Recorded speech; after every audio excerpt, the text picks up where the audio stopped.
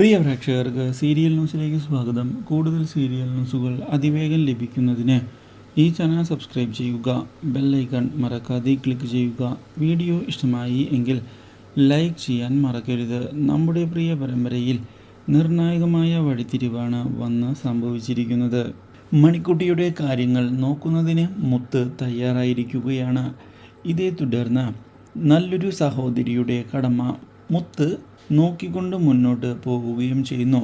പക്ഷേ ഇരുവരെയും അകറ്റണം എന്നുള്ള തീരുമാനവുമായി മുന്നോട്ട് പോവുകയാണ് ജയ. ജയയുടെ തീരുമാനത്തിൻ്റെ ഭാഗമായി കാര്യങ്ങൾ മുന്നോട്ട് കൊണ്ടുപോകാൻ നമ്മുടെ ഭരത് ശ്രമിക്കുകയും ചെയ്യുന്നു. എന്നാൽ കാര്യങ്ങൾ വിചാരിച്ചതുപോലെ മുന്നോട്ട് പോകുന്നുമില്ല.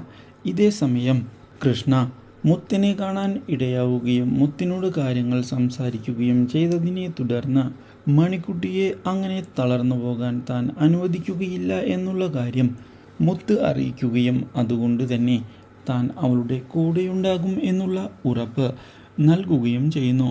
ഇതിനിടയിൽ മുത്തിനെ ചെന്ന് കാണുന്ന ജയ മണിക്കുട്ടിയെ ഈ വീട്ടിൽ നിന്ന് പുറത്താക്കണമെന്നും ഇല്ലെങ്കിൽ നിന്റെ സ്വത്തുക്കളെല്ലാം അവൾ തട്ടിയെടുക്കും എന്നുള്ള കാര്യം പറയുകയും ചെയ്യുന്നു.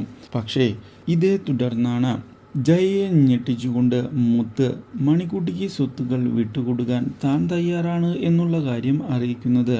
ഇതോടെ ജയയുടെ പ്രതീക്ഷകളെല്ലാം തകർന്നു പോയിരിക്കുകയാണ്. Do like, share and subscribe.